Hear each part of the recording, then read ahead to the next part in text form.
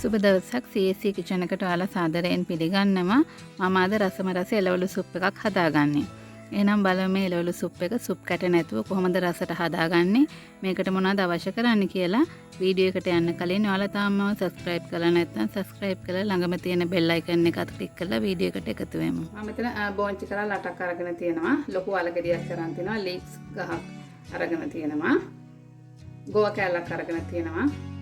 Carrot දෙකක් අරන් තියෙනවා. නිමිති කොළ දෙක තුනක් තිබිලා ගත්තා. ඔයගලන්ට මේකට නිමිති දාගන්න. තව ඔයගලන්ට දබල දාගන්න පුළුවන්. නෝකොල් දාගන්නත් පුළුවන්. පරිප්පු මේසෙන්දි 4ක් අරගෙන තියෙනවා.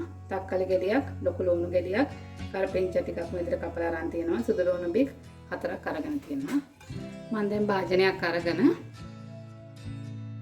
මේ කපාගත්ත එළවලු ටික ඔක්කොම එකට එකතු කරගන්නවා.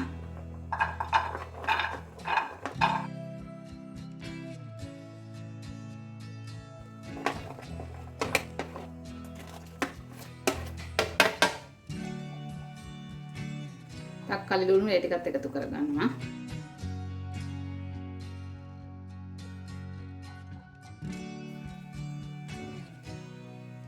පරිප්පු ටිකත් එකතු කරගන්නවා.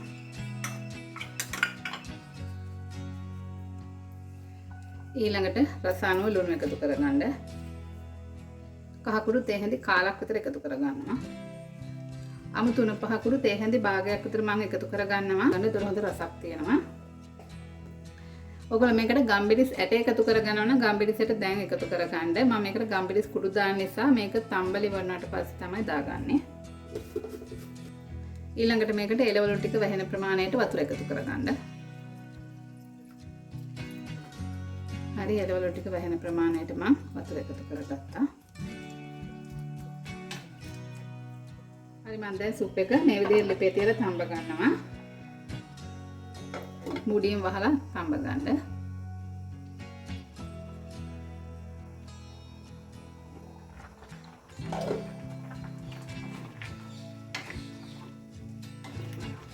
දැන් මේ එළවලු ටික බාගෙට වගේ තැම්බෙලා තියෙන්නේ. බාගෙට වගේ තැම්බෙලා තියෙන මම තව ටික වෙලාවක් මේ විදිහට ලිපේ තියා ගන්නවා. තව විනාඩි 10ක් විතර ලිපේ තියා ගන්නවා.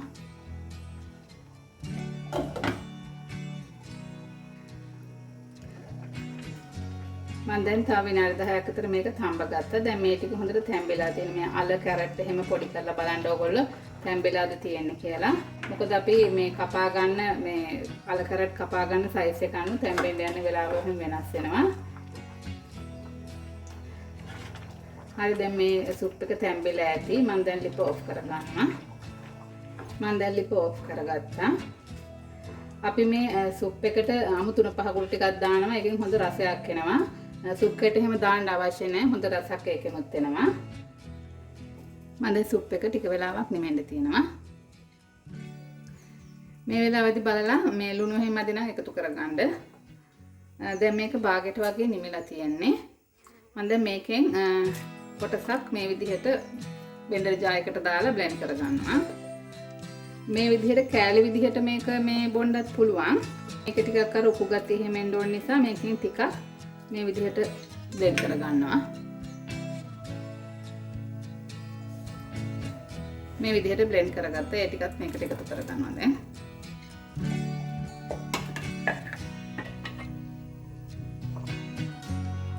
බ්ලෙන්ඩ් කරගත්ත එළවලු ටිකක් දාලා මේ විදිහට කලවම් කරගත්තා. මම ගම්බිරිස් කැරට් දාන්න නිසා මේ දැන් තමයි එකතු කරගන්නේ.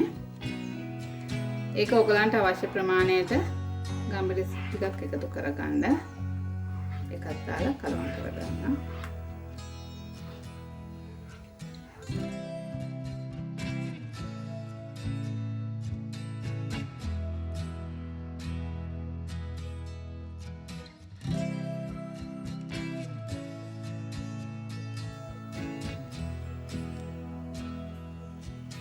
මම උඩින් ගම්බිරිස් ටිකකුත් දාගත්තා.